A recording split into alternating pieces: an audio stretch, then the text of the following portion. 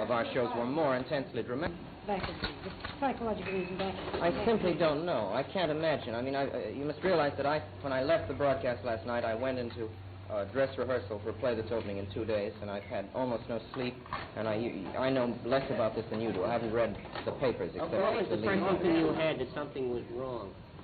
After the zone. Indeed. Were you aware of terror at the time you were giving this role? Were you aware that terror was going on throughout the nation? Oh, no, of course not. You know, we did Dracula, and it seemed to me during Dracula I had high hopes that people would react as they do in a movie of that kind, and I don't know that they did, particularly, and so I'd given up. One doesn't believe in the radio audience much. You don't know that whether they're listening or not. You have no idea how many people are listening or what they're thinking. I had every hope that the people would be excited as they would be at a melodrama. But, yeah. Good. Tone down the... do it again. But you don't play down the melodramatic effect of a melodrama. Have you altered your plans for future programs in any way as a result of this incident? Naturally, we will have to sit down and think very carefully about future broadcasts. Have you made any specific changes in any programs that were already scheduled, such as next week's, for instance? No. Mr. Wells, 3 short stories. When you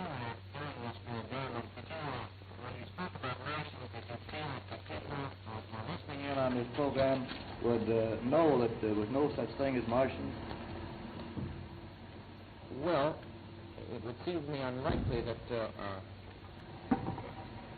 that the people of an invasion from Mars would find ready acceptance. I was, frankly, terribly shocked to learn that it did. No. But I'm primarily the... Mr. Wells, why did you use local towns in this book? Well, H.G. Wells uses local towns addressing an English audience. I was addressing an American audience, so the transplantation was quite logical, it seemed to me. He doesn't use mythical towns. He uses quite real ones. Yes? That was a mythical town, wasn't it? It was a mythical town, but it was near enough. It was near enough to a real name. I've forgotten how we figured it out. It's either that it's Grover's Mills, or it is Grove's Mill, or something. At any rate, we changed it slightly, hoping that would a thing which H.G. Wells did not do. His names are quite real English towns, without any change made. Yes. Toward the camera. We've asked you that before. Ask it loud, very loud. Louder! Do you think, Mr. Wells, that you might have taken unfair advantage of the public in using a method as a conveyance for authentic news? I don't believe that I have, since it is not a method original with me. It is used by many radio programs. I am terribly shocked by the effect it's had. I do not believe that the method is original with me or peculiar to the Mercury Theater's presentation. Do you think there ought to be a law against such enactments as we had last night, or as a result of that? I don't know what the legislation would be. I know that almost everybody in radio would do almost anything to avert the kind of thing that has happened, myself included, but I don't know what the legislation would be.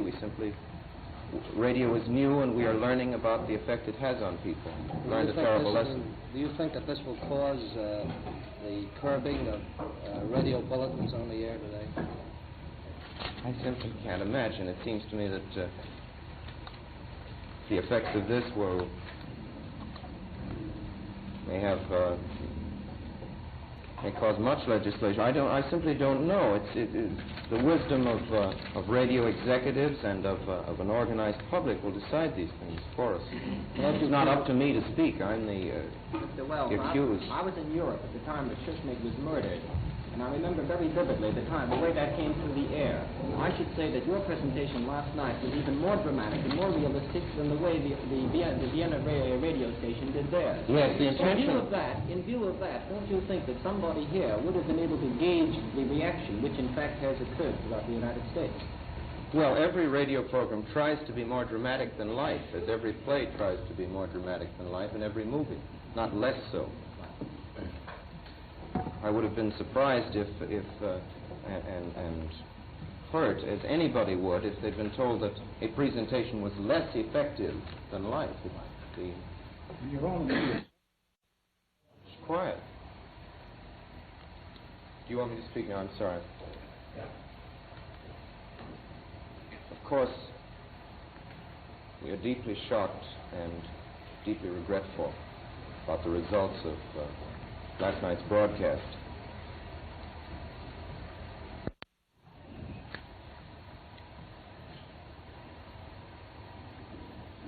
The date of the broadcast was 1939, and it came rather as a great surprise to us that a story, the fine H.G. Wells classic fantasy, the original for so many succeeding comic strips and adventure stories and novels, about a mythical invasion by monsters from the planet Mars, should have had so profound an effect upon radio listeners.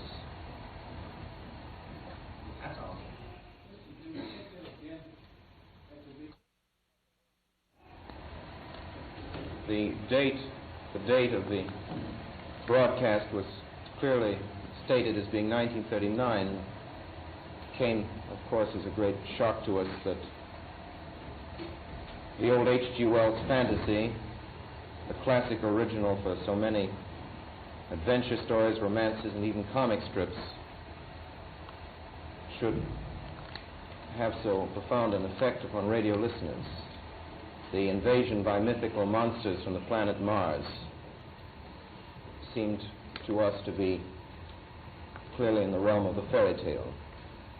Deeply regretful that this is not so.